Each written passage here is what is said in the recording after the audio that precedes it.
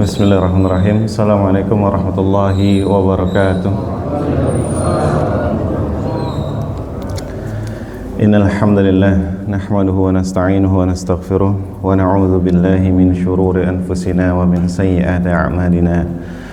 Man yahdihillahu fala mudilla lahu wa man yudlil fala hadiya lahu. Asyhadu an la ilaha illallah wahdahu la syarika lahu wa asyhadu anna Muhammadan abduhu wa rasuluh la nabiyya wa la rasula ba'dah. Allahumma salli wa sallim ala nabiyyina Muhammadin wa ala alihi wa ashabihi wa man tabi'ahum bi ihsanin ila yaumiddin. Qala Allah ta'ala fi kitabihil karim, ya ayyuhalladzina amanu taqullaha haqqa tuqatih wa la tamutunna illa wa antum muslimun. يا أيها الناس اتقوا ربكم الذي خلقكم من نفس واحدة وخلق منها زوجها وبث منهما رجالا كثيرا ونساء واتقوا الله الذي تساءلون به والأرحام إن الله كان عليكم رقيبا يا أيها الذين آمنوا اتقوا الله وقولوا قولا سديدا يصلح لكم أعمالكم ويغفر لكم ذنوبكم ومن يطع الله ورسوله فقد فاز فوزا عظيما. أما بعد فإن أصدق الحديث كتاب الله وخير الهدى هدى محمد صلى الله عليه وسلم وشر الأمور محدثاتها فإن كل محدثات في الدين بدعة وكل بدعة ضلالة وكل ضلالة في النار.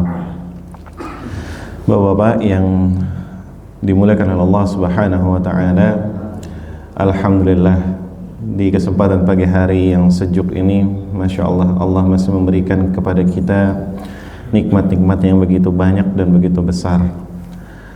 Nikmat sehat yang kita rasakan pada saat ini, nikmat usia yang juga kita dapat rasakan pada kali ini, yang tidak dirasakan oleh saudara-saudara kita yang mendahului kita, yang sudah dipanggil Allah Subhanahu wa taala dan berpindah alam, yaitu di alam kubur, untuk menyaksikan berapa banyak amalan-amalan yang ia lakukan sambil menunggu hari kiamat itu tiba.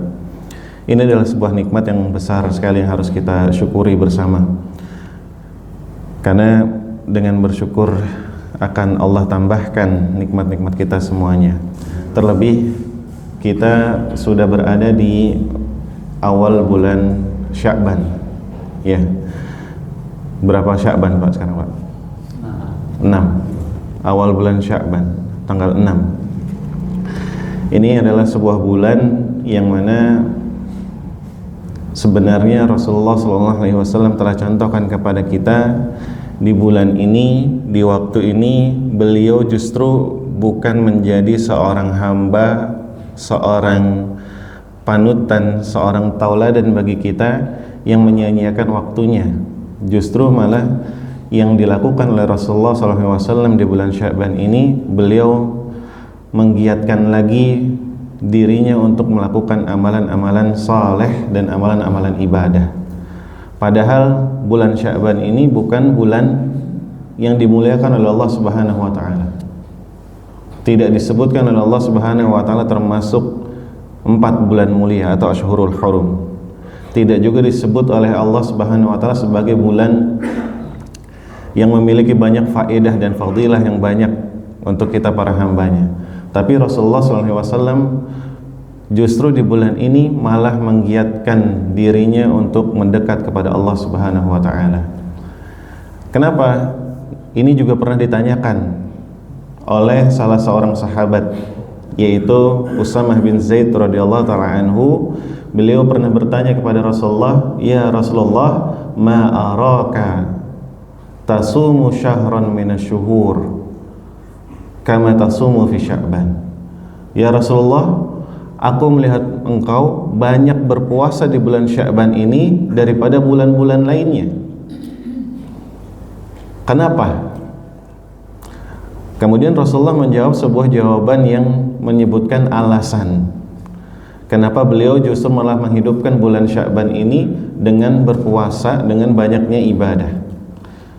Yaitu beliau menyebutkan yang pertama adalah wa huwa dzalika syahrun yaghfulun nasu anhu baina Rajab wa Ramadan. Bulan Sya'ban ini adalah sebuah bulan yang berada di antara dua bulan mulia yang seringkali dilalaikan oleh para manusia. Kenapa? Karena di bulan Rajab pada zaman Nabi, mereka bahkan yang mau Islam maupun non-Islam, mereka memuliakan bulan Rajab. Dengan apa? Tidak melakukan perang dan bahkan tidak melakukan segala macam yang dianggap buruk. Tapi di bulan Sya'ban justru mereka kembali lagi kepada kebiasaan awalnya. Di bulan Ramadan pun begitu. Banyak orang Islam yang mereka memuliakan bulan Ramadan, bahkan semangat dalam beribadah. Dan yang non-Islam pun juga sama. Ketika bulan Ramadan mereka juga terbawa suasana pada saat itu untuk melakukan kebaikan-kebaikan. Itu di zaman Rasulullah. Di zaman kita bagaimana, Pak? Lalai semua setiap bulan. Bahkan Ramadan aja lalai gitu ya. Bahkan Ramadan aja lalai. Ditambah lagi nanti ada rencana Ramadan MBG jalan terus. MBG jalan terus. Bukan kita mengkritisi keputusan pemerintah, tapi ini suatu hal yang mungkin justru malah menambah kesempatan bagi anak-anak kita untuk lalai dalam puasa. Boleh dibawa pulang ke rumah. Pertanyaannya rumah siapa? Gitu. Habis dibawa pulang dari sekolah, rumah siapa? Nauzubillah min dzalik. Mudah-mudahan anak-anak kita tetap menjaga keimanan dan ibadahnya. Zaman sekarang sulit gitu. Kita melihat orang-orang yang mereka benar-benar iltizam kepada sunnah, dan alhamdulillah ini adalah nikmat bagi kita semua, Pak. Kita dikenalkan dengan sunnah, kita dikenalkan dengan agama Islam yang benar, yang patut kita syukuri, dan kita berusaha dan dimudahkan oleh Allah Subhanahu wa taala untuk menggenggam sunnah tersebut, memegang istiqomah selalu di dalam ketaatan kepada Allah. Ini adalah sebuah nikmat yang sangat besar yang patut kita syukuri. Nah, itu di zaman Rasulullah. Sya'ban doang yang dilalaikan karena di antara 2 bulan. Tapi ada lagi alasannya, kata Rasulullah SAW selanjutnya menyebutkan, dan ini adalah yang paling krusial harus kita ketahui di bulan Sya'ban ini. Karena Rasulullah SAW mengatakan, wa huwa syahrun turfa'u fihi al-a'malu ila rabbil alamin. Dia adalah sebuah bulan yang dimana amalan-amalan kita itu dilaporkan oleh para malaikat kepada Allah secara langsung. Bayangin, kalau kita lagi kerja, ada supervisor, dinilai itu kerjaan kita, dilaporin ke atasan kita. Kira-kira kalau kita udah tahu nih jadwal supervisi, apa yang kita lakukan, Pak? Wah, udah kayak biasanya gitu ya. Habis makan siang biasanya ngobrol dulu, ini mah langsung di tempat kerja gitu. Biasanya ngobrol-ngobrol di sela-sela ini, wah ini mah rajin gitu. Sekarang ini udah dikasih tahu nih kisi-kisinya sama Allah. Bulan Sya'ban ini adalah di mana waktunya para malaikat itu melaporkan amalan-amalan kita kepada Allah Subhanahu wa taala. Dan ini ternyata supervisi kita itu Allah utus para malaikat untuk mensupervisi kita itu bukan hanya di bulan Sya'ban. Jadi dalam Islam harus kita ketahui, kita itu disupervisi sama para malaikat itu, maksudnya supervisi ini dilaporkan gitu ya. Dilaporkan, kalau dicatat pasti setiap waktu dicatat. Tapi kalau dilaporkan kepada Allah, itu ada periode-periodenya, Pak. Yang pertama, periode harian. Enggak, periode harian itu kapan? Waktu fajar nih sama waktu asar. Sebagaimana Rasulullah SAW sebutkan dalam sebuah hadis yang sahih. Beliau menyebutkan apa? Yata'aqabuna fikum malaikatum bil laili wa malaikatum bin nahar. Saling silih berganti, malaikat malam dan malaikat siang, mereka melaporkan kepada Allah Subhanahu wa taala amalan-amalan hambanya Allah. wa yajtami'una fi salatil fajri wa salatil asar. Dan mereka berkumpul lagi laporan kepada Allah tentang catatan amalan-amalan kita kapan? Salat fajar dan salat asar. Alhamdulillah nih, mudah-mudahan kita lagi dilaporin sama Allah, sama malaikat, lagi duduk ikut belajar, sama-sama belajar gitu ya. Sayang banget makanya kalau pagi itu kita gunakan untuk hal-hal yang justru yang justru biasa aja gitu. Karena di sisi Rasulullah SAW, fajar itu, waktu fajar, waktu pagi itu adalah waktu yang paling berkualitas bagi beliau, waktu yang paling sangat luar biasa bagi beliau. Makanya beliau selalu berdoa tuh setiap paginya, Allahumma barik fi ummati fi bukuriha, Allahumma barik ummati fi bukuriha. Ya Allah, berikanlah keberkahan kepada umatku di setiap paginya. Maksudnya yang mereka memanfaatkan paginya itu. Nah ini periode harian Pak, kita dilaporin tuh asar sama fajar. Walaupun tidur dilaporin tuh, dilaporin. Kemudian periode mingguan, apa periode mingguan? Senin Kamis. Innal a'mala, kata Rasulullah SAW dalam hadis yang sahih, innal a'mala tu'radu yaumal isnaini wal khamis. Akan ditampakkan kepada Allah, akan dilaporkan kepada Allah amalan-amalan kita setiap Senin dan Kamis. Senin dan Kamis. Nah, Senin Kamis ngapain aja kita nih gitu. Senin Kamis ngapain? Nah, gitu dia. Pertanyaannya ngapain? Nanti dilaporin kepada Allah Subhanahu wa taala. Nah, baru periode tahunan yaitu di bulan Sya'ban. Bulan Sya'ban. Nah sekarang kita bulan Sya'ban, pagi, asar laporin, Senin, Kamis dilaporin, tiap hari setiap bulan Sya'ban dilaporkan. Wah itu udah apa, kalau anak-anak sekarang bilangnya, kalau yang suka main ML, Mobile Legend bilangnya apa? Savage, apa? Triple skill, apa gitu lah, nggak ngerti lah, pokoknya gitu. Wah itu udah nggak bisa ini lagi kita sebenarnya di bulan Sya'ban itu kita nggak bisa macam-macam gitu, harusnya. Makanya ini ketika di bulan Sya'ban benar-benar kita tingkatkan amalan ibadah kita kepada Allah Subhanahu wa taala. Makanya Rasulullah SAW menutup hadis ini dengan mengatakan apa? Fa'ana uhibbu an yurfa'a amali wa ana sha'im. Dan aku itu cinta, aku tuh seneng, aku tuh bangga ketika aku lagi laporkan amalanku oleh para malaikat kepada Allah Subhanahu wa taala, aku lagi berpuasa. Makanya bulan Sya'ban ini termasuk sebulan yang Rasulullah itu banyak berpuasa di dalamnya. Pertanyaan, kenapa puasa Rasulullah pilihnya? Nah, karena puasa ini Pak, salah satu amalan yang ganjarannya itu kita nggak tahu berapa. Karena Allah yang langsung ngasih. Sebagaimana dalam hadis qudsi yang sahih, Allah mengatakan apa? Kullu amal ibni Adam lahu. Semua amalan ibnu Adam itu untuk dia. Untuk dia itu maksudnya apa? Batasan ganjaran itu jelas. Salat berjamaah 27 kali. Baca Quran 1 huruf. Apalagi? Sedekah sesuai dilipat gandakan 700 kali. Udah jelas. Tapi kalau puasa, kata Allah apa dalam hadis qudsi ini?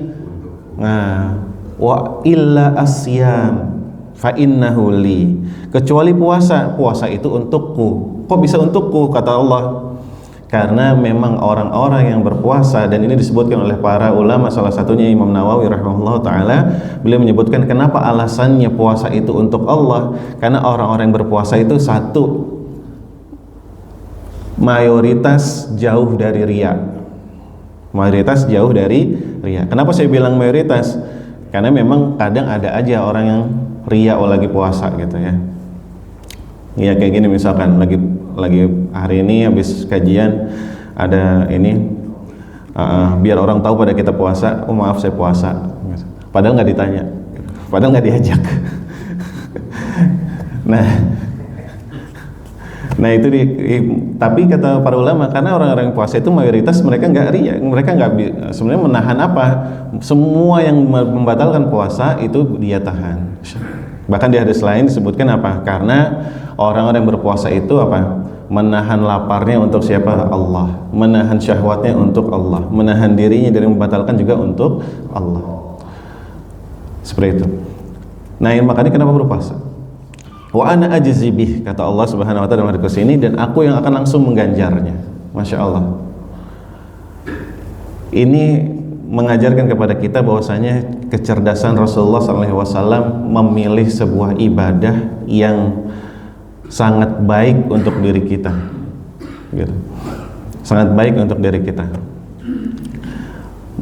Beliau memanfaatkan waktunya pun juga ketika memilih ibadah di waktu-waktu di mana manusia itu sedang lalai. Kenapa? Karena ini ternyata dijadikan sebagai sebuah kaidah oleh para ulama bahwasanya al-ibadatu fi waqtin yaghfulun nasu anhu fahuwa afdhalul ibadah, fatakunu afdhalul ibadah. Ibadah yang dilakukan di waktu di mana manusia lagi lalai, maka dia akan menjadi ibadah yang paling utama di sisi Allah Subhanahu wa taala. Makanya banyak hadis Pak menyebutkan, salah satunya adalah apa? Ibadah yang paling utama adalah pertama, kayak misalkan dia sholat ketika manusia sedang tidur. Itu ibadah utama. Makanya tahajud itu nggak main-main, nggak main-main. Itu ibadah yang utama di sisi Allah. Bahkan Rasulullah SAW tidak mau meninggalkan itu, gitu. Meninggalkan itu. Dan banyak hadis-hadis lainnya. Mengucapkan salam kepada yang dikenal dan tidak dikenal, itu juga termasuk amalan ibadah yang utama. Kenapa? Karena banyak orang malu-malu. Kalau yang kenal gampang, tapi kalau nggak kenal, ya ngapain bisa gitu kan? Tapi enggak. Ternyata emang mengucapkan salam kepada yang dikenal, nggak dikenal juga termasuk ibadah utama. Dan itu yang Rasulullah SAW lakukan. Dan begitu pun yang dilakukan oleh para sahabat, para salaf terdahulu di bulan Sya'ban ini. Mereka apa? Mereka memanfaatkan dengan sebaik-baiknya. Mereka bahkan menambah dengan kebiasaan ibadah yang memang disyariatkan, yaitu apa? Di bulan Sya'ban ini justru mereka malah menambah dengan membaca Al-Quran. Makanya Salamah bin Quhail, salah seorang sahabat, beliau mengatakan apa? Syahrul Sya'ban, Syahrul Qura. Bulan Sya'ban itu adalah bulan baca Al-Quran. Baca Al-Quran. Baca Al-Quran. Mereka banyak. Bahkan Amr bin Qais pun juga radhiyallahu ta'ala anhu, beliau disebutkan kalau udah masuk bulan Sya'ban, bukan bulan Ramadan Pak, masuk bulan Sya'ban, tokonya ditutup, dia khusus baca Quran. Tokonya tutup, dia baca Quran. Terus gimana penghasilan tiap harinya? Nah itu dia udah kumpulin sebelum bulan Sya'ban, gitu. Kumpulin sebelum bulan Sya'ban. Dan banyak lain halnya. Makanya di bulan Sya'ban ini adalah salah satu pemantik untuk kita menyambut bulan Ramadan, biar kita kembali lagi terbiasa untuk melakukan amalan-amalan ibadah. Kalau sholat sunnah yang waktu di bulan Ramadan kita sering lakukan, qiyamul lail yang sering kita lakukan di bulan Ramadan, mungkin hilang setelah bulan Ramadan, lakukan lagi sekarang, gitu. Karena nggak sedikit dari saudara-saudara kita ketika masuk bulan Ramadan tuh badannya kayak menyesuaikan diri lagi. Biasanya ngopi pagi-pagi, gitu ya, lupa sahur, tiba-tiba langsung bikin kopi, gitu, bikin kopi. Tapi kalau ke orang badannya udah berpuasa, terbiasa berpuasa, mau sahur nggak sahur, nyantai aja, nggak bikin kopi karena nggak suka kopi, gitu ya Pak. Nah, makanya kita biasakan di bulan Sya'ban ini untuk mempersiapkan juga untuk bulan Ramadan. Karena para ulama juga menyebutkan bahwasanya bulan Sya'ban ini adalah bulan Saqiyu Az-Zara, yaitu apa? Menyiram tanaman. Maksudnya menyiram tanaman apa? Benihnya ditanam, benih kebaikan, benih amalan ibadah udah kita tanam di bulan Rajab, di bulan Sya'ban ini, jadi pembiasaan. Bulan Ramadan udah nikmatin kebiasaan kita tuh. Nikmatin kebiasaan kita. Bulan manen apa? Manen kebiasaan kita. Kebiasaan baca Quran, kebiasaan sholat sunnah, kebiasaan sholat berjamaah, itu tinggal manen doang di Ramadan. Udah kayak punya alarm sendiri Pak di bulan Ramadan jadinya. Nggak bangun pas azan gitu ya, lagi ketiduran capek banget, tapi kalau udah kebiasaan dengar azan bangun gitu. Badan kita udah punya alarm sendiri. Tapi mungkin ini salah satu muqaddimah untuk kita sama-sama semangat lagi di bulan Sya'ban ini untuk menggiatkan atau mendekatkan kembali kepada Allah Subhanahu wa taala. Kita masuk ke pembahasan selanjutnya dari kitab Taisirul Alam Syarh Umdatul Ahkam min kalami Khairil Anam. Kita masuk ke dalam bab Al-Jumu'ah. Bab Al-Jumu'ah itu bab Jumat yang berkaitan dengan hari Jumat. Jadi tidak membahas tentang sholat Jumat saja, tapi yang berkaitan dengan sholat Jumat. Kita masuk ke dalam hadis yang pertama di bab ini, yaitu al-hadis as-salasuna ba'dal mi'ah, yaitu hadis yang ke 130. An Sahal bin Sa'ad As-Sa'idi radhiyallahu ta'ala anhu, dari salah seorang sahabat yang bernama Sahal bin Sa'ad As-Sa'idi radhiyallahu anhu. Beliau adalah seorang sahabat yang dikenal juga paling alim di zamannya, karena beliau juga belajar dengan Rasulullah SAW langsung, dan bahkan beliau ini adalah seorang sahabat yang paling terakhir meninggal di kota Madinah. Siapa Pak? Sahal bin Sa'ad As-Sa'idi. Ia mengatakan anna rijalan tamarau fi mimbari rasulihi min ayyi udin huwa.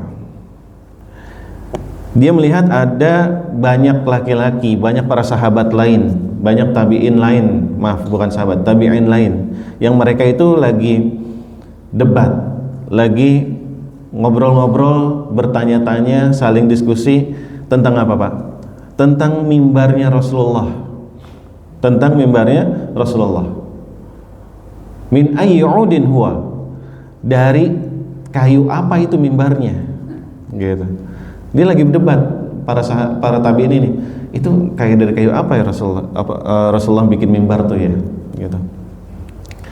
Tapi oleh Sahal, faqala Sahlun, beliau justru menyebutkan bahwasanya min tarafa'il ghabah, itu mimbar Rasulullah SAW udah dari kayu yang dari hutan, dah gitu doang. Intinya apa? Intinya pokoknya mimbar Rasul dari kayu gitu. Nggak mau dijelasin dari kayu apa gitu. Min tarafa'il ghabah. Udah. Karena nggak penting-penting amat gitu ya. Nah, mimbar mau dari besi pun, mau dari semen pun silahkan gitu. Udah, min tarafa'il ghabah. Tapi di situ Sahal Ibnu Sa'ad ini justru malah apa? Beliau menjelaskan apa yang dilakukan Rasulullah di mimbar tersebut. Wa qad ra'aitu Rasulullah sallallahu alaihi wasallam qama alaihi wa fakabbara wa kabbara an-nasu wara'ahu. Aku melihat Rasulullah SAW itu berdiri di atas mimbar, kemudian ia bertakbir, dan manusia di belakangnya, para sahabat lain di belakangnya, beliau bertakbir mengikuti Rasulullah SAW. Wa huwa 'alal mimbar, dan ia berada di atas mimbar dan menghadap kiblat. Jadi membelakangi siapa? Jamaah, belakangnya jamaah. Summa raka'a fa nazalal qahqara. Kemudian Rasulullah SAW ruku', tapi sebelum ruku' dia turun dulu. Turunnya mundur Pak. Qahqara itu turun mundur gitu. Hatta sajada fi aslil mimbar, sampai ia berada di bawah mimbar. Di bawah mimbar. Di bagian bawah mimbar. Summa ada hatta faragha min akhir salatih. Kemudian Rasulullah SAW naik lagi ke atas mimbar habis ruku. Pas i'tidal beliau naik lagi ke atas ruku. Apa namanya, ke atas mimbar, ke atas mimbar. Sampai ia melakukan terakhir salatnya. Ternyata beliau sedang ngapain? Sedang menunjukkan kepada para sahabatnya tata cara salat. Tata cara salat. Tapi dengan cara naik ke atas mimbar, naik ke atas mimbar. Kenapa? Karena mimbar adalah tempat paling tinggi di saat itu di masjid, gitu. Tempat paling tinggi di masjid. Dan mimbar Rasulullah SAW disebutkan oleh para sahabat bahwasanya bagaimana? Hanya 3 undakan, Pak. Hanya 3 undakan. Jadi beliau duduknya di mana? Duduknya di undakan paling atas, berdirinya di undakan kedua. Nah, 1 undakan untuk naik, kayak gitu. Nah, itu yang mimbarnya Rasulullah SAW pada saat itu, gitu. Kita mau mencontoh silahkan, nggak mencontoh juga nggak masalah. Loh, kalau ini nggak sunnah berarti, Pak, gitu. Enggak, ini boleh, gitu. Yang jelas itu yang dibuat oleh Rasulullah SAW, mimbar tersebut digunakan adalah biar orang lain bisa melihat secara langsung atau lebih tinggi daripada para sahabat yang lain, gitu. Karena kalau misalkan berdiri seperti ini, kalau misalkan masjid ini luas, terus kemudian misalkan luasnya berapa ya? 3000 meter udah luas belum? Udah ya, udah luas ya. Bagian paling belakang itu ngelihat ini cuma palanya doang kecil gitu, karena ketutupan badannya, gitu ya kan. Nah, tapi kalau mimbar Rasulullah depannya nggak ada tempat tempat naruh itunya. Terus kemudian apa? Beliau naik di atas, kelihatan satu badan penuh, kayak gitu. Tapi kalau sekarang, masya Allah, Allah memudahkan kita dengan teknologi. Nggak usah pakai mimbar tinggi-tinggi, pakai TV, direkam kamera, bukan direkam kamera, langsung ditampilkan lewat kamera. Itu udah, masya Allah, udah membantu kita melihat apa yang dilakukan oleh khatib. Tapi kalau ini Rasulullah SAW sedang mencontohkan sholat itu di atas mimbar, dan itu di tempat tertinggi. Sampai beliau selesai sholatnya itu dicontohkan, dan para sahabat mereka mengikuti apa yang dilakukan oleh Rasulullah SAW di atas mimbar tersebut. Summa aqbala 'alan nas. Kemudian Rasulullah SAW menghadap para sahabatnya dan berkata, "Ya ayuhan nas, wahai para manusia, wahai para sahabatku, innama sana'tu hadza lita'tammu bi wa lita'allamu salati." Wahai para manusia, wahai para sahabatku, aku melakukan ini, naik ke atas mimbar mencontohkan kalian sholat, itu agar kalian menjadikan adanya seorang imam, menjadikanku imam, dan juga kalian bisa mencontoh apa? Belajar tentang sholatku, Jadi boleh nggak untuk kita memberikan pelajaran dalam bentuk praktek di atas mimbar? Boleh, Pak. Boleh. Nah, pertanyaannya, apakah ini dilakukan pada saat sholat Jumat? Allahu a'lam bishawab. Tapi di sini menjelaskan tentang mimbar yang digunakan biasanya untuk sholat Jumat. Kemudian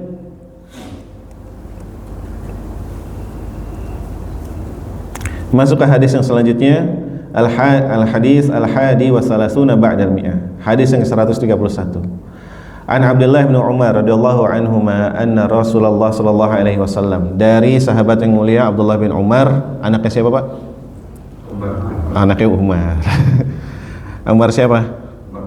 Umar bin Khattab, yang masya Allah ini salah satu sahabat Nabi yang beliau masuk dalam Islam sejak kecil, dan bahkan mengambil ilmu dari Rasulullah SAW sejak kecil, dan menjadi seorang ulama dari ulama para sahabat, dan menjadi rujukan agama dari para sahabat di zaman itu. Dan beliau meninggal pada tahun 73 Hijriah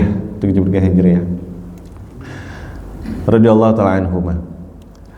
Anna Rasulullah SAW, bahwasanya Rasulullah SAW bersabda, "Man jaa'a minkumul jumu'ah falyaqtasil." Barang siapa dari kalian datang untuk sholat Jumat, maka mandilah. Nah, ini jadi perbedaan di antara para ulama, Pak. Apakah mandi untuk sholat Jumat itu wajib apa sunnah? Kalau kita apa, Pak? Kalau kita sunnah. Oke, ada yang wajib nggak? Nggak ada. Nah, perbedaan antara ulama menyebutkan itu, ada yang menyebutkan pertama wajib, yang disebutkan oleh ulama-ulama Zahiriyah. Ulama-ulama Zahiriyah ini adalah ulama yang mengambil mazhabnya Imam Daud Az-Zahiri, yang beliau mengambil sebuah nas atau sebuah dalil dan mempraktekannya sebagaimana dalil itu menyebutkan, gitu. Beliau mengatakan ini adalah wajib. Kenapa? Karena dalilnya yang tadi kita bacakan, man jaa'a minkumul jumu'ah maka mandilah. Barang siapa yang datang dari kalian untuk sholat Jumat, maka mandilah. Maka mandilah. Itu adalah perintah. Kalau perintah itu hukum asalnya apa? Wajib. Kalau diperintah kita wajib nggak laksanakan? Wajib.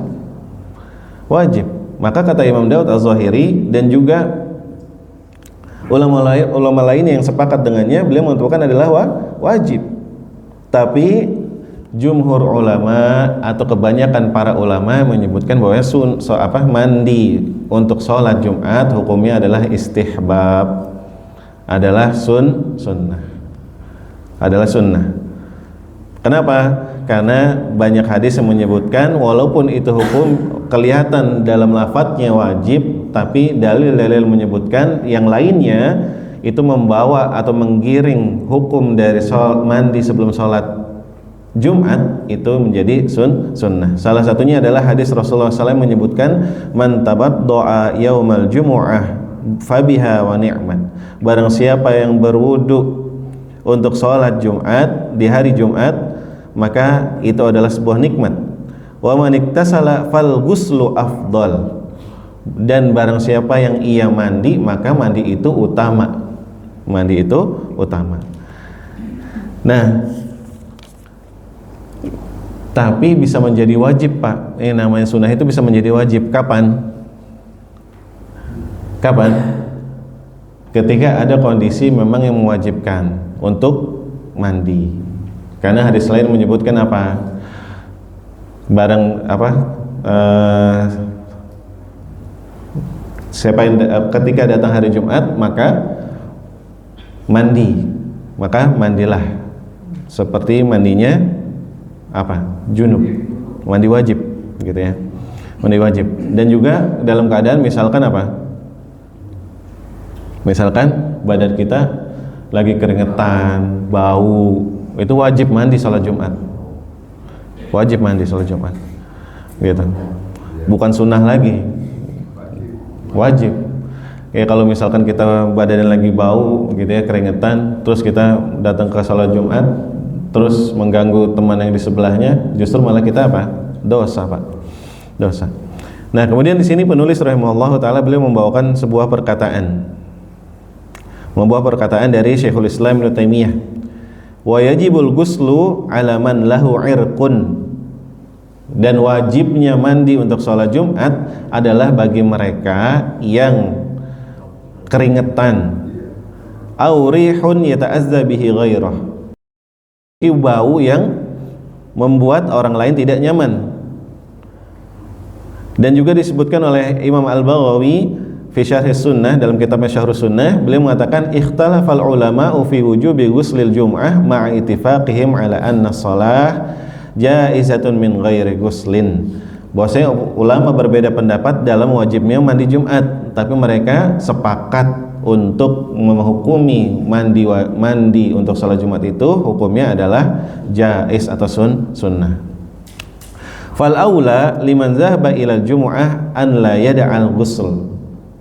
Di sini penulis menyebutkan lagi perkataan beliau sendiri, maka yang lebih utama untuk yang ingin pergi melaksanakan salat Jumat, maka jangan ditinggalkan untuk mandi. Li'annahu qad ittafaqa ala masyru'iyyatihi wa adillah wujubihi qawiyyah. Dan karena apa? Karena sudah sepakat para ulama tentang syariat mandi sebelum sholat Jumat ini, dan dalil tentang kewajibannya itu juga bisa dihukumi oleh para ulama lainnya sebagai sebuah dalil yang kuat. Wal ihtiyatu ahsan wa aula. maka melaksanakannya itu adalah lebih utama dan lebih baik. Lebih baik. Pertanyaannya, kalau misalkan orang-orang yang tidak mendatangi sholat Jumat, dia wajib mandi nggak? Wajib mandi Jumat nggak? Perempuan, terus laki-laki yang lagi sakit parah misalkan, nggak datang sholat Jumat, wajib mandi nggak? Enggak. Kalau itu nggak wajib mandi. Nggak wajib mandi. Nah, wajib mandi di sini maksudnya mandi yang seperti mandi wajib ya. Taib. Kita masuk ke hadis selanjutnya. Al hadis asani wa salasuna ba'dal mi'ah. Hadis yang 132. An Jabir bin Abdullah radhiyallahu anhuma, dari Jabir bin Abdullah radhiyallahu taala anhuma, salah seorang sahabat juga yang beliau subhanallah dalam keilmuannya juga dan juga meriwayatkan hadis dari Rasulullah sallallahu alaihi wasallam yang lumayan banyak, dan beliau memberikan banyak kontribusi dalam agama ini. Berkata, ja'a rajulun wan nabiyyu yakhtubun nas yaumal jum'ah. Datang seorang laki-laki dan Nabi pada saat itu sedang berkhutbah di hari Jumat. Faqala, as-shalaita ya fulan? Kemudian apa yang dilakukan Rasulullah SAW? Ada seorang laki-laki masuk ke masjid, kemudian Rasul lagi berkhutbah, berarti beliau sedang di tengah khutbah tuh. Tapi ketika laki-laki ini masuk, Rasulullah menanya, as-shalaita ya fulan? Kamu udah sholat belum? Gitu, kamu sudah sholat belum? Artinya apa? Berarti orang ini ketika masuk ke masjid langsung duduk. Bukan hanya sekedar masuk aja, tapi juga langsung duduk. As-shalaita ya fulan? Apa kamu udah sholat fulan?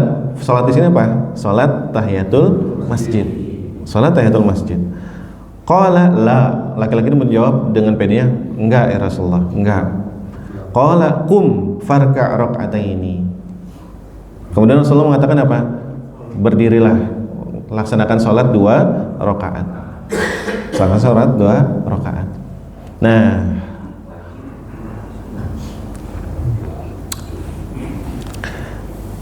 ini berarti menandakan apa? Sholat sunnah tahiyatul masjid hukumnya apa? Hukumnya apa? Hukumnya? Nah, di sini juga berbeda di antara para ulama, gitu ya. Kenapa? Karena itu tadi, kalau dari zahir hadis, kenapa Rasulullah kalau itu sebuah hal yang hanya utama, tapi kok Rasulullah menegur? Artinya seperti wajib, gitu, seperti wajib. Tapi ada hadis lain menyebutkan apa? Tahiyatul sholat itu kan sholat sunnah, bukan sholat wajib, gitu. Sholat sunnah bukan sholat wajib. Nah, makanya di sini para ulama berbeda pendapat. Hal yusolli tahiyatul masjid au yajlis wa yunsit lil imam, gitu. Barang siapa yang ia masuk ke dalam masjid dan sedangkan khatib sedang berkhutbah, apakah dia sholat tahiyatul masjid atau dia duduk langsung dengarkan imam dengan diam, gitu. Nah, fadzahaba Syafi'i wa Ahmad wa ashabul hadis, dan pendapat yang pertama adalah pendapat Imam Syafi'i dan Ahmad dan juga para ahli hadis, bahwasanya disyariatkannya untuk sholat sunnah tahiyatul masjid. Dalilnya apa? Dalilnya tadi yang disebutkan. Dan juga ada dalil dari hadis lain, idza jaa ahadukum yaumul jumu'ah wal imamu yakhtub falyarka' rak'ataini. Dan ini ada hadis lain yang lebih mempertegas, barang siapa yang ia datang di hari Jumat wal imamu yakhtub, dan ketika itu imam sedang berkhutbah, falyarka' rak'ataini, maka sholatlah 2 rakaat. Nah, ini hadisnya lebih jelas lagi, begitu. Dari Rasulullah SAW, beliau mengatakan seperti itu. Dan hadis yang kedua, dan pendapat yang kedua, wa dhahaba Malik wa Abu Hanifah, dan juga pendapat yang kedua dari Imam Malik dan Imam Abu Hanifah, bahwasanya dia cukup duduk aja, nggak usah sholat sunnah tahiyatul masjid. Kenapa? Ini adalah praktek dari perintah Allah Subhanahu wa taala yang mengatakan apa? Wa idza quri'al Qur'anu fastami'u lahu wa ansitu. La'allahu turhamun. Masya Allah, hafal Pak.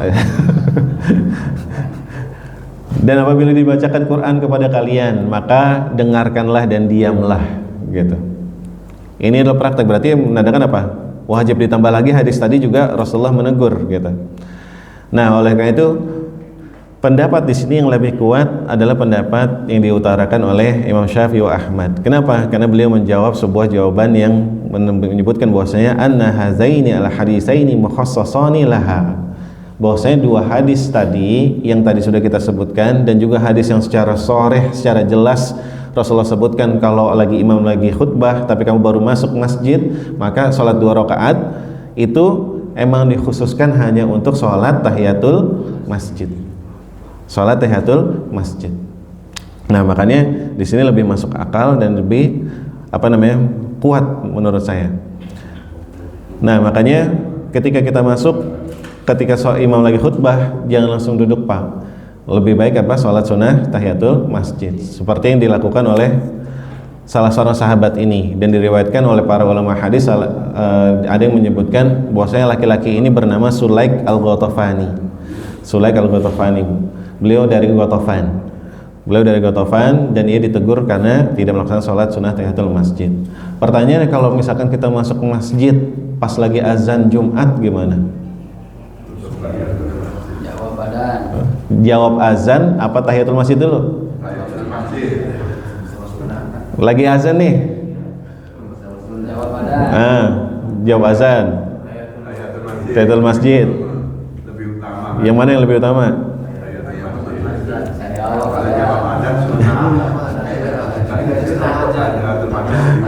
Pak Indra lagi khutbah nih, Pak Yanto lagi azan, gitu kan? Nah, Pak Soleh datang nih pas lagi azan nih, masuk, gitu kan? Nah, terus habis itu apa yang dilakukan Pak Soleh? Apakah jawab dulu, berdiri diam, jawab azan dulu? Apa langsung sholat tahiyatul masjid? Apa? Nggak usah datang sholat Jumat, gimana? Gimana? Jadi tahiyatul masjid. Pendapat satu tahiyatul masjid. Pendapat yang kedua dengerin azan. Oh, jawab azan masalahnya. Oke. Hah? Nggak tahu. Oke. Sekarang kita kembali ke kondisi dulu ya. Dalam masjidnya. Masjid ini, misalkan masjid ini azannya 1 kali atau azannya 2 kali? 1 kali ya untuk salat Jumat. Karena memang ada contoh juga yang azannya 2 kali, dan itu jangan disalahkan. Karena memang di zamannya Rasulullah SAW, terus kemudian di zamannya Abu Bakar dan Umar, azan untuk salat Jumat cuma sekali. Tapi ketika di zamannya Utsman bin Affan radhiyallahu taala anhu, beliau menerapkan azan 2 kali untuk salat Jumat. Nah, di zaman Utsman bin Affan menerapkan 2 kali, dan para sahabat tidak mengingkari hal tersebut. Dan azannya di zaman Utsman tersebut tidak berdekatan selang beberapa menit, Pak, tapi bisa lebih dari sejam. Apa alasannya yang diambil oleh Utsman bin Affan radhiyallahu anhu ini untuk menerapkan azan 2 kali untuk salat Jumat? Adalah karena pada saat itu manusia udah banyak, dan banyak dari mereka yang punya aktivitas dagang lebih banyak lagi. Akhirnya azan yang pertama itu disebutkan di Zawra. Zawra itu depan Masjid Nabawi, di atas batu yang besar dulu katanya ada di depan Masjid Nabawi, gitu. Dan itu nggak selang beberapa menit, tapi lama, sejam, untuk ngasih tahu bahwasanya udah persiapan untuk masuk sholat Jumat, gitu ya. Kalau dari kita mungkin jam 11 atau jam 10:30 lah, gitu ya. Nah,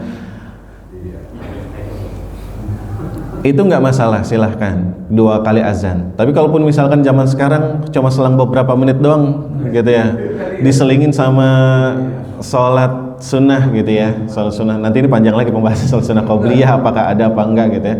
Nah, itu terus kemudian habis azan pertama, terus kemudian nunggu sebentar sholat sunnah yang menganggap adanya sholat sunnah qobliyah Jumat, terus kemudian azan lagi. Nah, azannya di azan keberapa? Ini kita kondisi yang 2 azan dulu ya. Kalau misalkan azan pertama dia datang pada saat azan pertama, maka yang kita lakukan apa? Jawab azan aja dulu.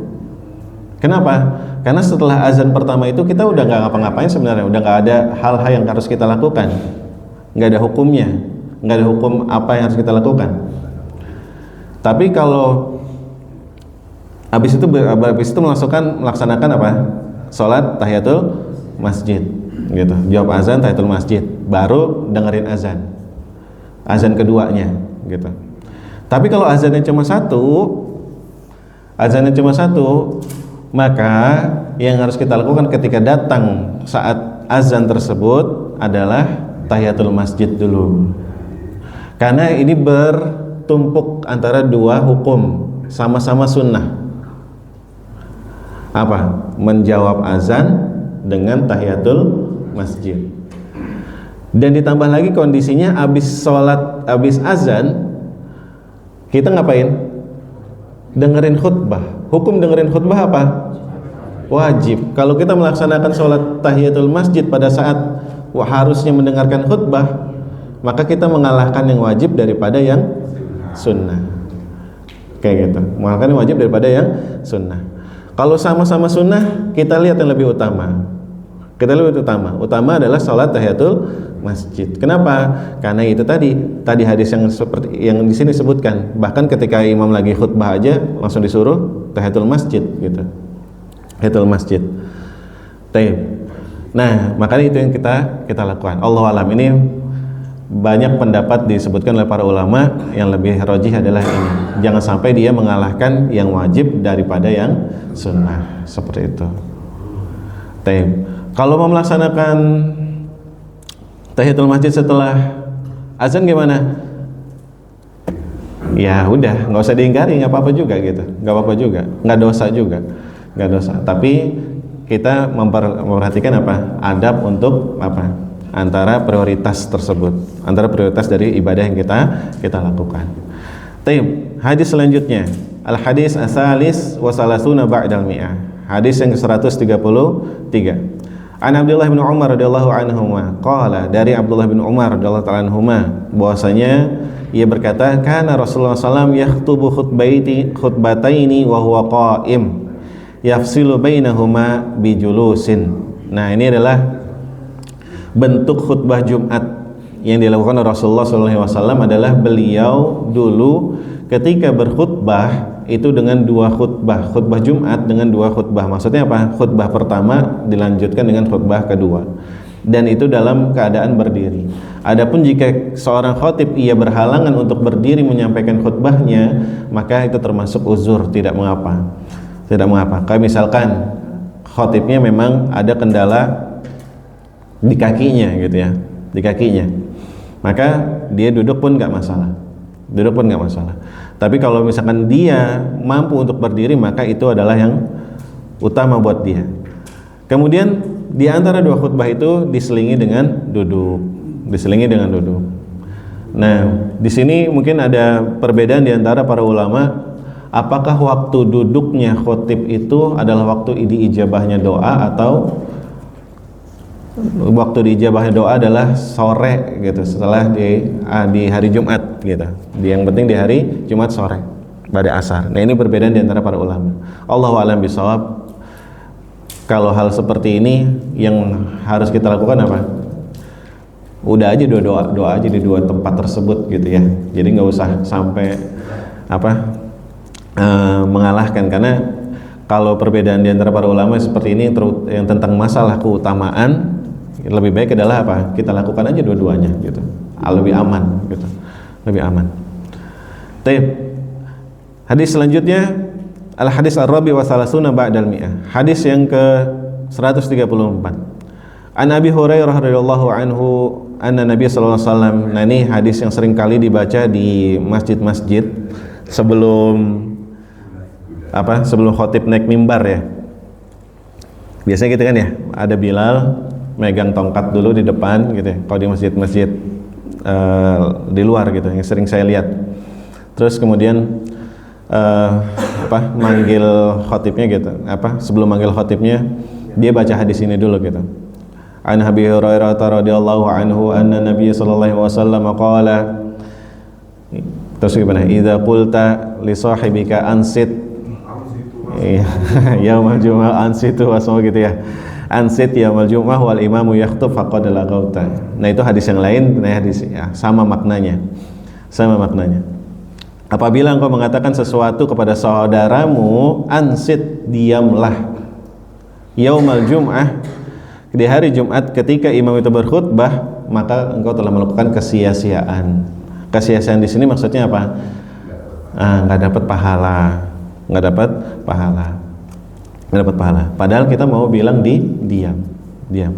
Walaupun memang para ulama yang lain, ulama-ulama kontemporer menyebutkan bahwasanya boleh menyebutkan atau mungkin boleh memperingatkan untuk diam, tapi dengan isyarat.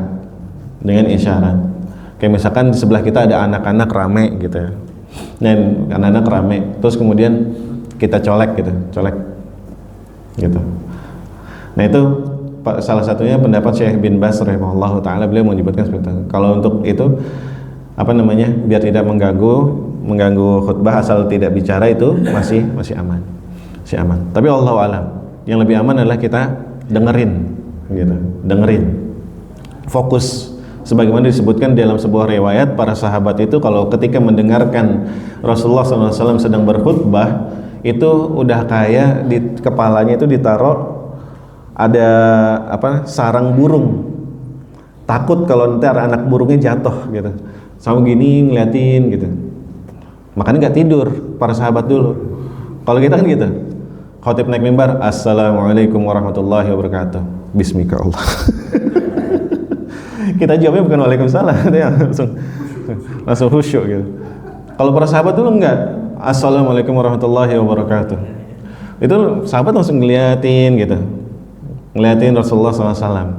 Ya, selain memang retorikanya Rasulullah SAW sangat bagus karena beliau diberikan keistimewaan oleh Allah Subhanahu Wa Taala al-jawami'ul kalim. Apa itu jawami'ul kalim? Itu adalah ucapan atau perkataan Rasulullah SAW yang sangat singkat tapi memiliki makna yang padat. Makanya khutbah Rasulullah itu nggak panjang-panjang, Pak, pasti pendek gitu. Yang lama justru malah sholatnya. Nah, makanya mereka bahkan disebutkan kalau Rasulullah berkhutbah itu matanya memerah, nadanya tinggi, menyala-nyala gitu. Nah, kalau sekarang kan khatib berbeda-beda ya, orang-orang berbeda-beda. Bahkan saya pun juga masih belum bisa gitu untuk kayak orang orasi gitu, susah gitu.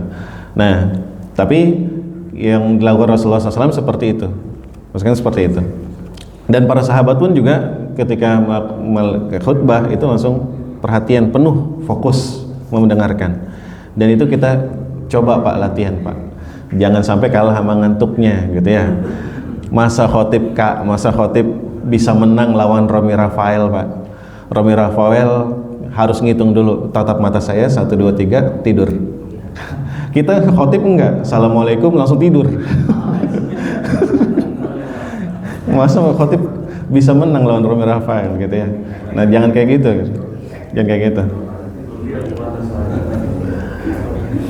Taib.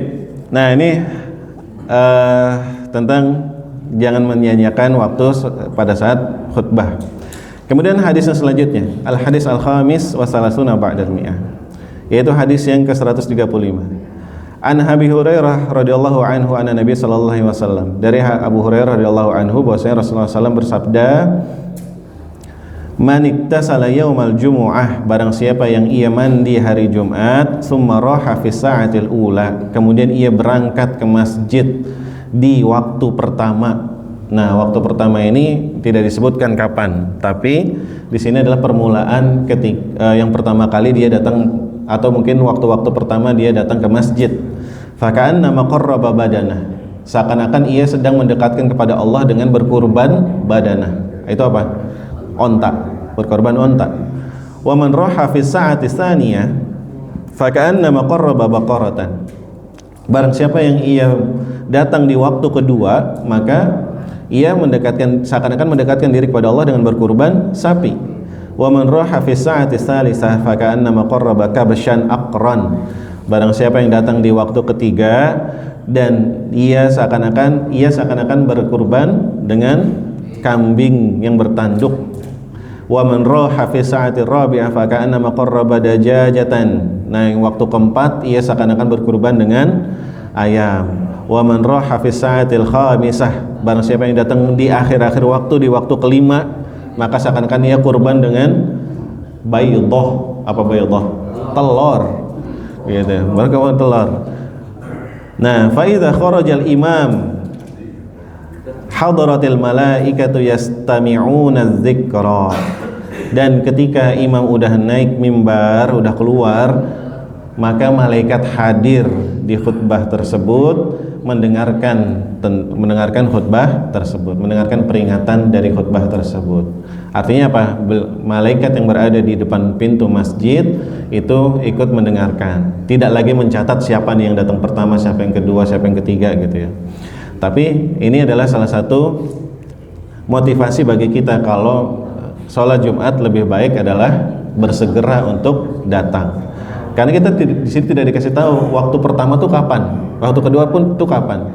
Walaupun ada beberapa ulama yang menyebutkan waktu pertama adalah pagi-pagi. Pagi-pagi maksudnya apa? Sebelum matahari itu condong ke arah barat. Artinya apa? Seperti di waktu duha, gitu. Ada juga ulama menyebutkan waktu pertama itu adalah waktu seperti ini, Pak. Baru muncul matahari, ini waktu pertama, gitu. Itu rajin banget ya sholat Jumat pagi, tapi nggak apa-apa, masya Allah. Nah, masya Allah, menunggu sholat gitu kan, keren banget. Nah, makanya ini adalah salah satu motivasi untuk kita untuk mubadarah li sholatil Jum'ah, atau bersegera untuk melaksanakan sholat Jumat, untuk datang segera di sholat Jumat. Nah, sekarang kan zaman sekarang masya Allah ya, kita hari Jumat nggak libur gitu ya, hari Jumat masih tetap masuk, tapi dikasih waktu mungkin dari perusahaan jam 11 udah boleh keluar gitu ya. Tapi seringkali kita lakukan apa? Ya ngobrol dulu gitu ya, ngopi dulu. Nanti ketika misalkan masjidnya ada sholawatan, baru dah tuh jalan gitu, baru dah jalan. Atau di azan pertama baru dah tuh jalan. Nah, sayang Pak, kita mendekat dengan Allah aja pakai hitung-hitungan gitu ya. Karena Allah aja pakai hitung-hitungan. Tapi di sini jadi motivasi bagi kita. Jangan sampai kita berdekat sama Allah dengan dengan telur gitu. Padahal nikmat kita yang dikasih Allah lebih banyak dari telur gitu ya. Tak terhitung gitu. Nah, dekat dengan Allah dengan telur gitu. Masya Allah. Nah, ini salah satu motivasi buat kita semuanya. Tinggal 2 hadis lagi kita habiskan. Al hadis asadis wa salasuna ba'dal mi'ah. Hadis yang ke-136. An Salamah bin Al-Aqwa wa kana min ashabis syajarah.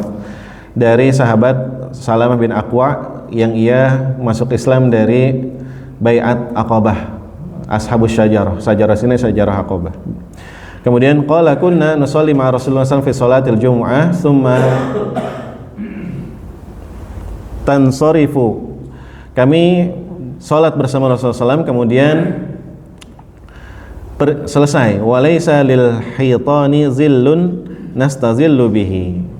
Nah, kemudian ini dalam hadis ini menyebutkan kepada kita bahwasanya kalau dulu di zaman Nabi mereka melaksanakan sholat Jumat itu di waktu zuhur, ketika matahari sedang panas. Tapi yang mereka lakukan para sahabat adalah menunggu diundur sedikit sampai agak adem.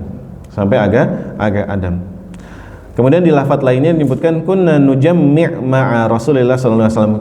Dulu kami salat Jumat bersama Rasulullah sallallahu idza zalatis syams. Kami salat bersama Rasulullah salat Jumat itu ketika matahari udah tertutup awan tuh baru mulai salat Jumatnya.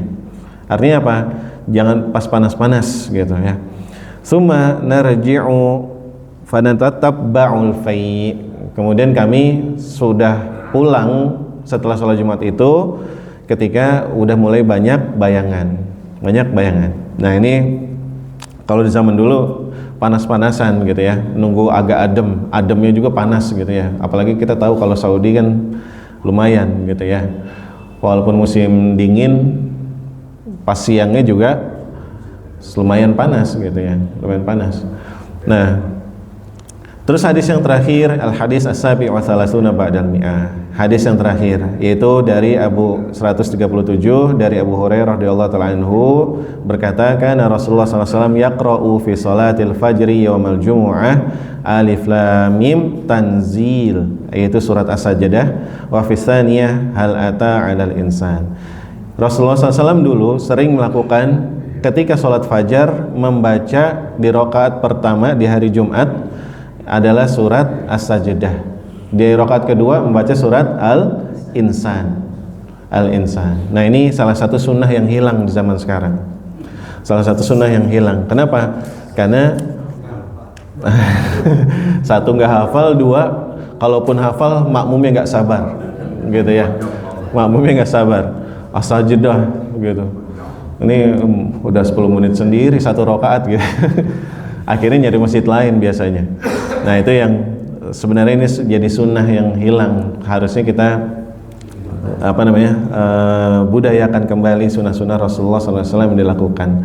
Dan bahkan disebutkan ada beberapa surat yang Rasulullah SAW sering baca di dalam suratnya, di dalam salatnya, dan itu secara tidak langsung orang-orang yang mendengar di rumah bacaan Rasulullah SAW itu hafal tanpa sengaja.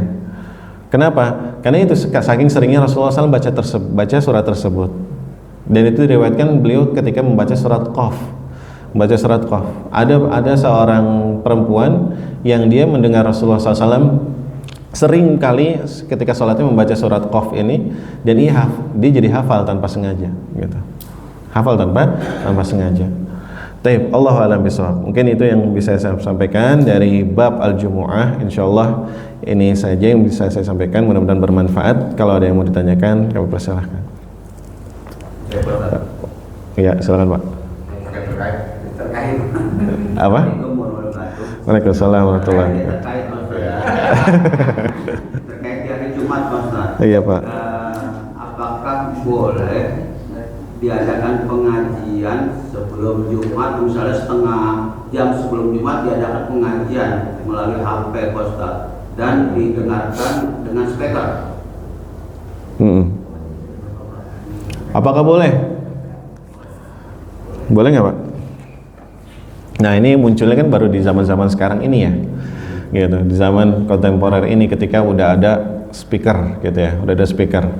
Dulu kalau kita kembali ke zaman Rasulullah SAW nggak ada yang seperti itu, gitu. Nggak ada yang seperti itu. Kenapa? Karena memang para sahabat terdahulu mereka ketika datang ke masjid untuk melaksanakan salat Jumat, walaupun menunggu azan salat Jumat, mereka sambil duduk, dan duduknya itu yang mereka lakukan adalah entah itu zikir, entah itu dia membaca Quran masing-masing, entah itu mereka sholat sunnah. Bahkan diriwayatkan ada salah seorang sahabat, saya lupa, beliau melaksanakan sholat sunnah mutlak itu sebelum azan. Bahkan dia sholat sunnah mutlak tersebut sampai azan. Dari dia datang sampai azan dia melaksanakan sholat sunnah tersebut. Apa itu sholat sunnah mutlak? Sholat sunnah mutlak itu adalah sholat sunnah yang tidak terkait dengan apa-apa, Pak. Jadi dia mau sholat sunnah aja udah gitu. Itu namanya sholat sunnah mutlak. Nah, jadi tidak terkait dengan misalkan Jumat ada qobliyah apa enggak, apakah ini rawatib apa enggak gitu, enggak. Atau kayak seperti tahiyatul masjid karena dia berada di masjid gitu, enggak. Tapi kalau sholat sunnah mutlak, dia pengen sholat sunnah itu ya silahkan aja gitu. Tapi intinya bukan di waktu-waktu yang dilarang. Tapi kalau di zaman Rasulullah seperti itu yang mereka lakukan. Lalu bagaimana kalau sekarang? Kalau zaman sekarang bagaimana? Apakah boleh untuk menyetel murotal gitu ya, atau mungkin kayak pengajian lewat speaker? Nah, kalau saya sarankan nggak usah. Kenapa? Karena memang panggilan azan panggilan sholat Jumat itu dengan azan. Terus kedua, ketika speaker itu kita setel dengan bacaan murotal, emang bagus dan masya Allah kita seringkali tersentuh gitu. Tapi ketika orang-orang yang mereka serius mau baca Quran sendiri gitu di rumah mana di masjid jadi terganggu. Padahal pun kalau misalkan dia baca di masjid mungkin memang terganggu dengan sebelahnya, tapi ada adabnya yang harus kita ketahui. Kalau ketika di masjid baca Qurannya juga pun nggak kencang-kencang ketika ada yang sholat kayak gitu kan, dipelanin dulu terus gitu. Atau sebelah dengan sebelahan bacaannya nggak saling tabrakan. Tapi kalau ini kan speaker langsung ganggu semua yang sedang mau sedang mau baca Quran gitu, sedang mau zikir gitu, akhirnya semuanya jadi terganggu gitu. Allahu a'lam bishawab. Kalau saya tidak sarankan, kalau boleh nggak bolehnya Allahu a'lam. Karena ini lebih kepada syiar ya Pak ya, lebih kepada syiar. Justru malah jangan sampai nanti syiar yang kita sampaikan malah mengganggu umat lainnya gitu, dan ini jangan sampai seperti itu. Justru malah membuat syiarnya yang tadinya baik, Islam ini baik, Islam ini rahmatan lil alamin, justru malah dianggap sebagai pengganggu. Nah itu yang jangan sampai seperti itu. Nah makanya kalau saya lebih baik menyarankan tidak memperdengarkan murotal secara kencang-kencang gitu, lewat speaker gitu. Allahu a'lam bishawab. Tip, dah ada lagi? Ini dulu Pak. Assalamualaikum warahmatullahi wabarakatuh. Waalaikumsalam warahmatullahi wabarakatuh. Sebagaimana kita tahu kalau di hari Jumat itu kan banyak sunnah yang bisa dikerjakan ya. Betul. Cuman kalau misalnya kerja itu kan agak terbatas, paling sebelum waktu sholat Jumat itu 20 menitan lah ya. Iya. 20 atau mungkin maksimal 30 menit. Itu ketika waktu itu kira-kira mana yang lebih utama Ustaz? Kita membaca Al-Quran atau sholat sunnah mutlak tadi? Mana yang lebih utama? Dua-duanya utama Pak, tinggal pilih salah satu aja. Dua-duanya lebih utama, karena memang itu tadi istilahnya ketika kita menunggu sholat itu kita udah dalam hadis lain sudah dihitung dalam mendapatkan pahala seperti pahala sholat gitu kan ya, pahala sholat. Nah makanya kalau mana yang lebih utama, baca Quran atau sholat sunnah mutlak? Nah ini silahkan pilih aja salah satu. Kalau ini bukan suatu hal yang perlu kita perlu kita pilih salah satunya. Perlu kita tabrakan gitu. Karena memang ini tergantung nanti kondisi masing-masing. Kadang membaca Quran bisa lebih afdol daripada sholat sunnah mutlak. Kenapa? Karena orang itu mungkin dia lebih nyaman ketika membaca Quran dan lebih lancar gitu. Ada orang yang misalnya kondisinya, saya baca Qurannya masih salah-salah, takut nanti ketika saya ini banyak kesalahan yang saya lakukan ketika baca Quran, lebih baik saya sholat sunnah mutlak aja gitu. Nah itu juga nggak masalah gitu. Makanya dua-duanya bisa dilakukan, silahkan. Atau mau digabung juga nggak apa-apa. Bapak baca Quran pas lagi sholat, pakai hafalan gitu ya. Pas lagi sholat sunnah mutlak, Bapak baca Quran pakai hafalan. Besok Al-Fatihah, Bapak baca hafalan Bapak. Kan hafalan Bapak banyak ya, gitu ya. 30 juz kan ya, satu Quran. Baca Qul huwallahu ahad 3 kali selesai. Itu pahalanya Pak, bukan 30 juz ya. Nah, itu juga boleh seperti itu, karena sejatinya sama aja gitu. Baca Quran kita pahalanya juga ada gitu, sholat sunnah juga pahalanya sama-sama besar. Allahu a'lam bishawab. Nggak boleh. Pak silakan. Anda tertarik dengan hadis tadi sholat sunnah tahiyatul masjid, karena selama ini ada berpendapat Imam Abu Hanifah ketika khutbah, anak biasanya datang itu tidak sholat tahiyatul masjid. Cuman anak tertarik dengan pembahasan Ustaz tadi dan anak baru dengar, alhamdulillah ternyata ada hadis yang menerangkan walaupun dan Nabi menegur sahabat untuk melakukan tahiyatul masjid. Anak tertarik itu, Pak. Kira-kira karena pendapat anak kan khutbah itu kan wajib, sementara salat tahiyatul masjid itu kan sunnah. Betul. Gitu. Nah, mungkin lebih dinilai anak tertarik itu, Pak. Memperdalam. Oke. Kayaknya di kesempatan selanjutnya aja ya. Ntar kita gas salat syuruk. Taib. Jadi emang ada perbedaan pendapat Pak di antara para ulama. Tadi disebutkan bahwasanya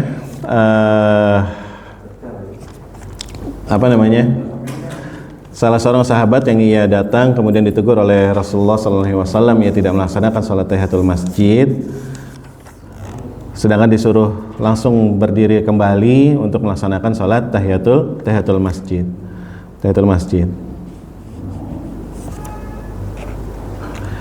Taib.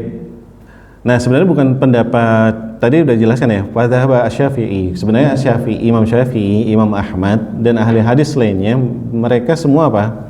Mereka semua justru malah berpendapat bahwasanya disyariatkannya sholat sunnah tahiyatul masjid. Sholat sunnah tahiyatul masjid. Yang tidak sholat sunnah tahiyatul masjid justru malah pendapatnya siapa? Imam Malik dan Imam Abu Hanifah. Bahwasanya apa? Udah dia duduk aja, nggak usah sholat, gitu. Nah, tadi dalilnya dari Imam Malik dan Imam Abu Hanifah adalah perkataan Allah langsung, wa idza quri'al Qur'an fastami'u lahu wa ansitu, gitu. Nah, terus dijawab oleh para ulama tadi yang berpendapat bahwasanya disunahkan untuk sholat sunnah tahiyatul masjid dulu, gitu ya. Apa jawabannya? Di sini dijawab. Yang pertama, bahwasanya dua hadis yang menyebutkan bahwasanya sholat sunnah tahiyatul masjid ketika imam berkhutbah ini adalah khusus untuk tahiyatul masjid di sholat Jumat. Sholat Jumat, kayak gitu. Dijawab oleh mereka begitu. Terus dijawab lagi sama Abu Hanifah dan Malik bahwasanya, tapi dengan jawaban yang lemah kalau menurut penulis buku ini. La yarkan ilaiha fi adamil akhdhi bi hadaini al hadisaini as-sahihaini as-sarihain. Dia malah mengatakan enggak wajib mengambil dua hadis ini karena ini kan hadis yang saya bawain Quran, gitu. Yang saya bawain Quran. Walidza qala an-Nawawi. Oleh karena itu Imam Nawawi berkata dalam Syarh Muslim ketika dia mensyarah hadis Rasulullah SAW mengatakan idza jaa ahadukum wal imamu yakhtub. Apabila datang kepada kalian, salah satu dari kalian datang dan imam saat itu berkhutbah, falyarka' rakaataini, maka laksanakanlah salat 2 rakaat, wal yatajawwaz fihima, dan ringankanlah salatnya, cepetinlah salatnya. Ini ada hadis lain yang dikuatkan oleh Imam Nawawi rahimahullahu taala. Beliau begitu mengatakan, qala hadza nassun la yatatarraqu ilaihi at-ta'wil. Ini adalah nas atau dalil yang jelas, nggak bisa ditakwil lagi. Maksud ditakwil itu dialihkan maknanya ke makna yang lain, gitu. Ini jelas banget. Bahkan Rasulullah mengatakan apa? Tadi, apabila salah seorang kalian datang ketika imam berkhutbah, maka salatlah 2 rakaat dan ringankanlah. Maksudnya ringankanlah, cepetinlah gitu. Dan cepatkanlah, gitu. Ini kata Imam Nawawi rahimahullah taala, kayak gitu. Wala azunu aliman yablughu hadzal lafz. Dan aku tidak tahu ada lagi halafat yang lebih sharih dari ini, gitu. Lafaz yang lebih sharih dari perkataan Rasulullah SAW dari ini. Wa ya'taqiduhu sahihan fayukhalifuhu. Dan apa? Dia yakin bahwasanya ini adalah sahih. Inilah yang benar. Inilah mazhab yang benar. Allahu a'lam bishawab. Kalau saya juga ambil pendapat seperti itu. Karena memang ketika salat sunnah ini Rasulullah SAW, dan ini hadis yang sahih juga tadi, ketika Sulaik al-Ghaftafani radhiyallahu ta'ala anhu, beliau masuk aja itu sampai ditegur, gitu kan. Sampai ditegur. Berarti kan itu suatu hal yang memang ahsannya adalah dilakukan, gitu. Ahsannya dilakukan. Baik, Allahu a'lam bishawab. Syukran, jazakumullah khairan. Sampai sini kita cukupkan. Kita tutup dengan doa kafaratul majlis. Subhanakallah bihamdika asyhadu an la ilaha illa anta astaghfiruka wa atubu ilaik.